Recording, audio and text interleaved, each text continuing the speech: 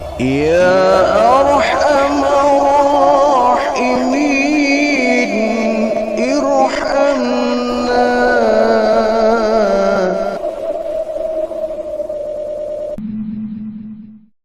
Wa an Abi Maryam al-Azdi radhiyallahu anhu annahu qala li Muawiyah radhiyallahu anhu, sami'tu Rasulullah sallallahu alaihi wasallam yaqulu, man wallahu Allahu syai'an min umuril muslimina fahtajabat duna hajatihim wa khallatihim wa fakrihim, ihtajaballahu duna hajatihi wa khallatihi wa fakrihi yaumal qiyamah. Rahu Abu Dawud wa Tirmidzi. Dari Abu Maryam al-Azdi radhiyallahu anhu bahwasanya ia pernah berkata kepada Muawiyah, aku pernah mendengar Rasulullah sallallahu alaihi wasallam bersabda, barang siapa yang diberi kekuasaan oleh Allah untuk mengurusi suatu urusan dari kaum muslimin, kemudian ia tidak memperhatikan kepentingan, kedukaan dan kemiskinan mereka, maka Allah tidak akan memperhatikan kepentingannya, kedukaannya dan kemiskinannya pada hari kiamat. Barang siapa orang man wallahu Allahu syai'an min umuril muslimin, barang siapa orang yang diberikan kekuasaan oleh Allah untuk mengurusi suatu urusan dari kaum muslimin, akan tetapi tahjabat duna hajatihim wa khallatihim wa fakrihim, tetapi dia tidak memperhatikan kepentingan orang yang diurusinya, kedukaan dan kemiskinan mereka, maka ihtajaballahu duna hajatihi, maka kelak di hari kiamat dia tidak akan diperhatikan hajatnya, kepentingannya, khalatihi wa fakrihi yaumal qiyamah, kedukaan dan kemiskinannya pada hari kiamat. Ini kaitannya dengan amanah. Ketika seorang muslim sudah diberikan satu amanah, suatu tugas untuk mengurusi kepentingan halayak ramai kaum muslimin dalam jumlah yang banyak, tetapi kemudian dia setelah menjadi pengurus yang mestinya dia mengurusi umat, mengurusi kaum muslimin dengan jumlah yang banyak, tetapi dia tidak memperdulikan kepentingannya, tidak memperdulikan kesedihan dan kemiskinannya, maka tentu orang yang seperti ini, kata baginda Rasul, nanti di hari kiamat Allah tidak akan memperhatikan kebutuhannya, kepentingannya, kedukaan dan kemiskinannya di hari kiamat. Ini kenapa yang namanya pemimpin itu ketika sudah diberikan urusan untuk mengurusi kaum muslimin, dia harus amanah. Dia harus bertanggung jawab untuk memberikan pelayanan. Karena pemimpin adalah pelayan bagi masyarakat. Pemimpin adalah pelayan bagi orang yang dipimpinnya.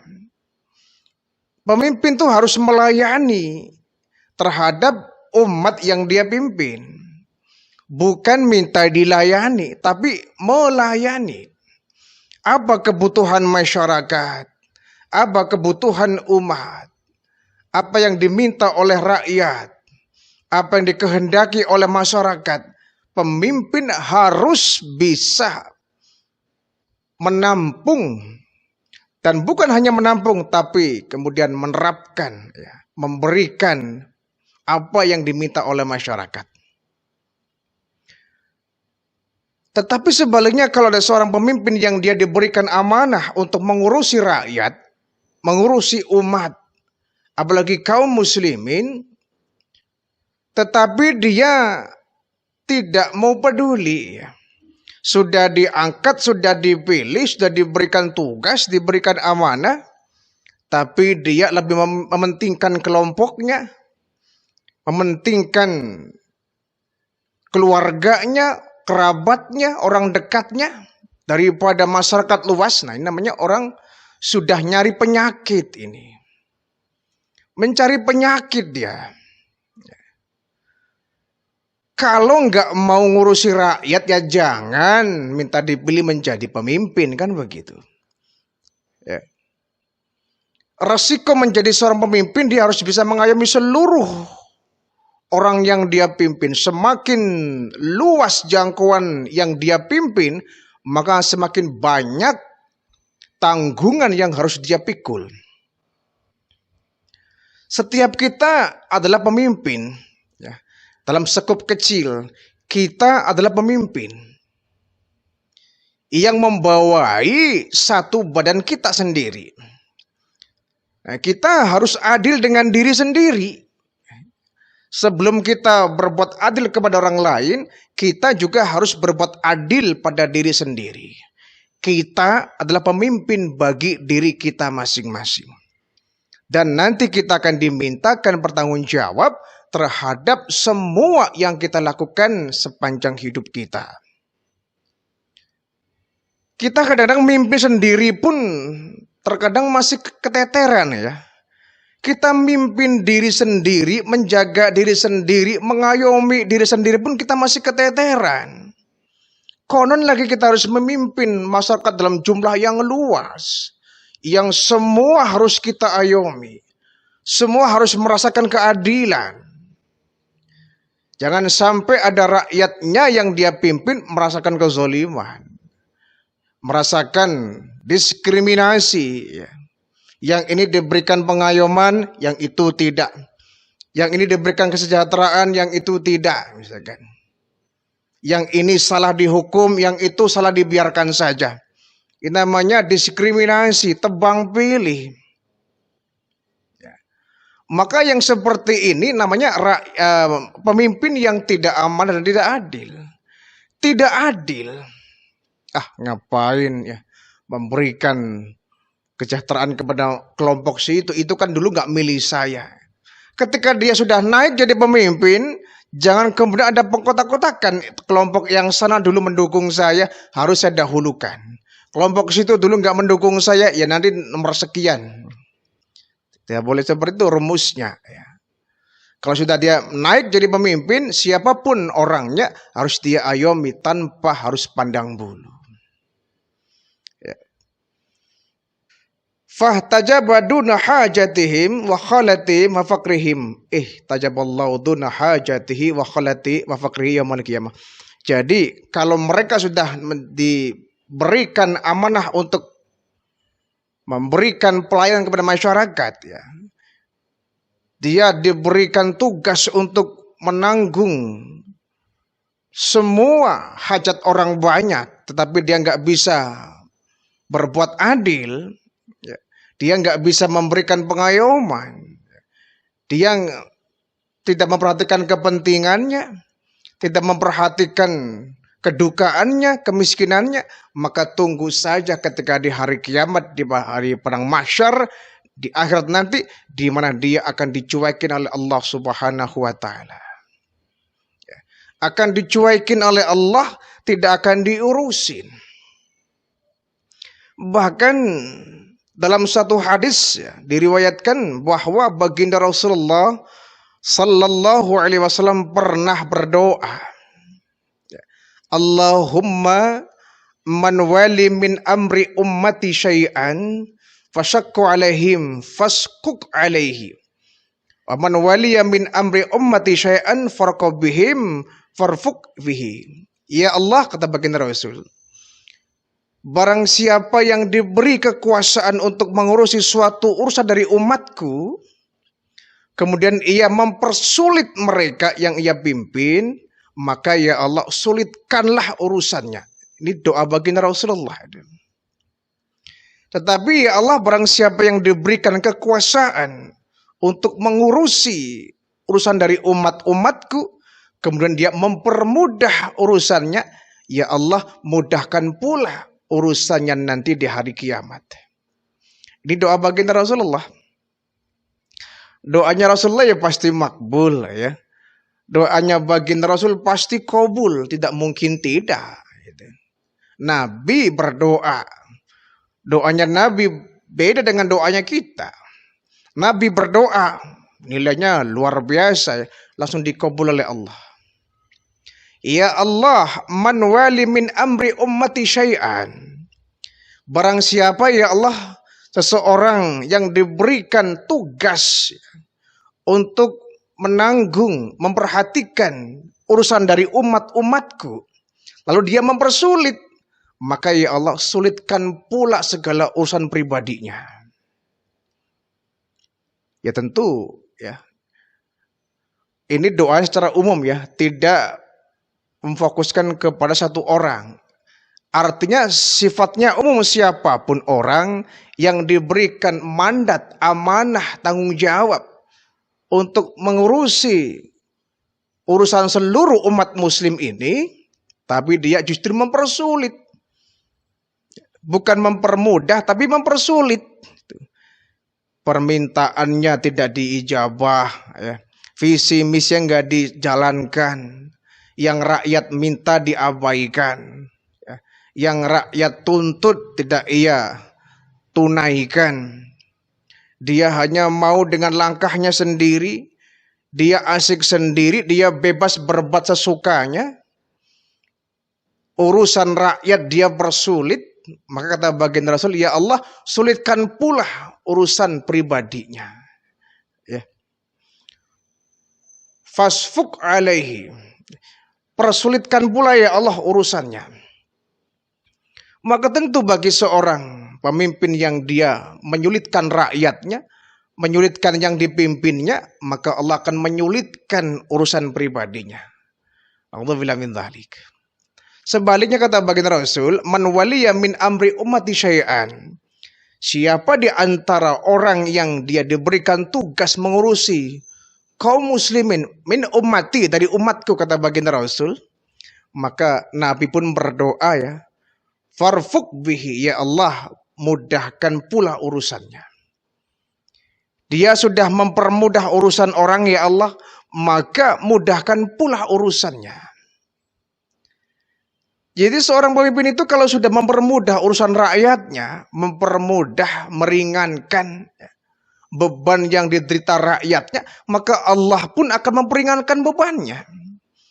Allah akan memudahkan langkahnya, memudahkan urusannya, tidak mempersempit.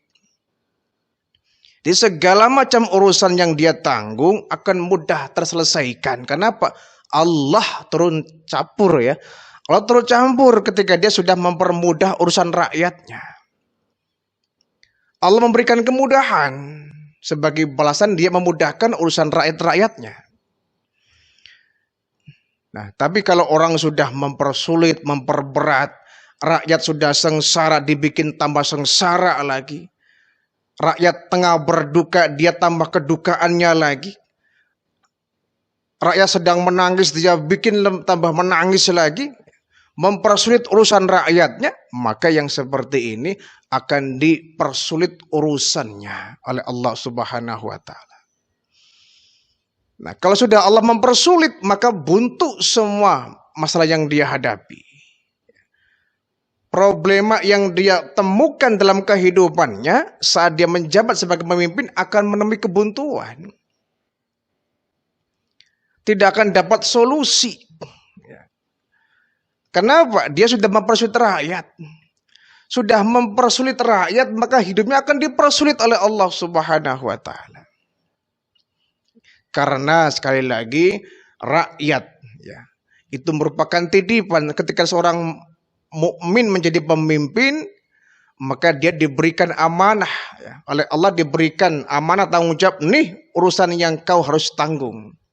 Resiko kamu jadi pemimpin harus mengayomi seluruh bawahan yang engkau pimpin.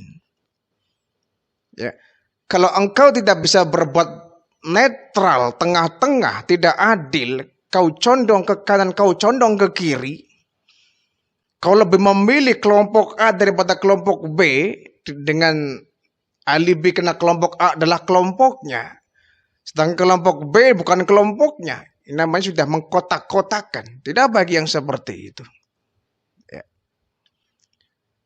yang seperti justru akan menyulitkan langkahnya sendiri itu.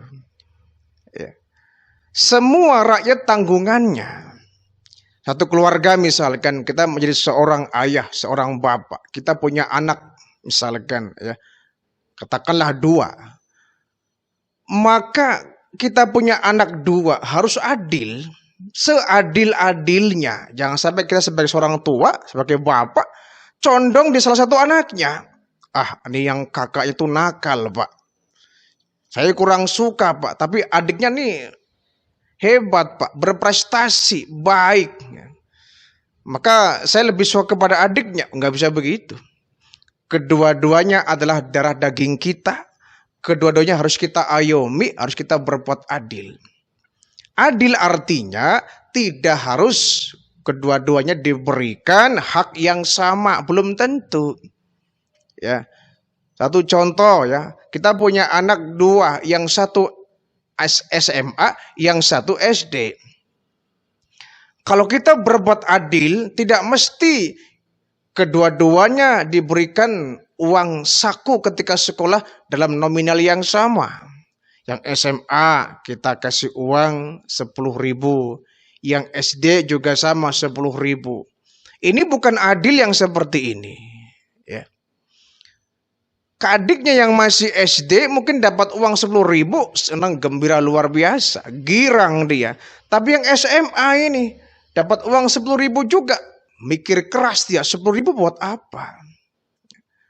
Jadi adil itu tidak harus kita memberikan hak yang sama, tetapi kita melihat kondisinya. Kalau dia besar, maka kebutuhannya juga semakin besar. Adiknya ini kecil, ya, maka kecil juga kebutuhannya, jangan disamaratakan. Satu hal yang jelas, kita sebagai seorang bapak, pemimpin rumah tangga, kita harus adil, ya. Jangan memihak ke sana kemari. Harus adil. Kalau sama kakaknya kita harus sayang, sama adiknya pun harus kita sayangi. Jangan sampai yang A ini cerdas, kakaknya cerdas, adiknya kurang cerdas, hanya kebutuhan kakaknya kita penuhi terus.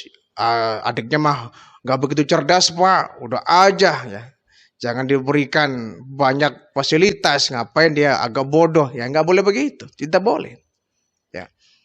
Kalau kakak beradik anak kita kemudian IQ-nya berbeda, tetap kita harus adil, ya. Adil, memperlakukan keduanya harus adil. Itu sekup kecil dalam rumah tangga. Kalau sekup besar kita harus lebih hati-hati lagi menjaga keadilan. Satu saja ada rakyat yang dia zalimi, balasannya kontan itu. Berat balasannya itu. Satu saja ada rakyatnya yang dia abaikan, kebutuhannya dia abaikan, kedukanya dia abaikan, kemudian miskinnya pun nggak dia openin, ya. Dia nggak mau peduli. Bagaimana kalau kemudian dia akan mendapatkan, ya, keberkahan hidupnya, akan dipersulit hidupnya sebagaimana doa baginda Rasulullah tadi. Ya Allah, berikanlah kemudahan bagi mereka orang yang diberikan tugas untuk memberikan kepentingan akan umatku, ya, mempermudah, maka mudahkan pula dia urusannya Allah. Tapi bagi seorang yang diberikan amanat untuk memimpin dan dia mempersulit urusan seluruh rakyatnya, ya Allah, sulitkan pula segala urusannya. Ini doa baginda Rasulullah. Ya. Artinya ini doa berlaku untuk semuanya. Kita harus hati-hati ketika kita kemudian diangkat menjadi seorang pemimpin. Jangan bangga dulu, ya. Jangan kemudian diangkat jadi pemimpin, ya, syukuran. Aneh, ya. Yang namanya jabatan itu kan amanah, titipan. Bahkan dulu Umar bin Abdul Aziz memandang bahwa jabatan adalah musibah. Kalau dia sudah berbuat zalim ketika dia memimpin, akan menjadi penyakit ini. Sehingga Umar bin Abdul Aziz ketika dilantik menjadi seorang khalifah, pemimpin, Bukan pesta pora, bukan syukuran, tapi malah justru nangis di masjid itu. Tengah malam bermunajat, nangis karena takut menjadi seorang pemimpin. Bukan syukuran, malah justru pesta air mata itu. Di mihrab, di masjid, ya Allah, betapa takutnya aku menjadi pemimpin. Takut apa? Khawatir aku berbuat zalim. Khawatir ada rakyatku.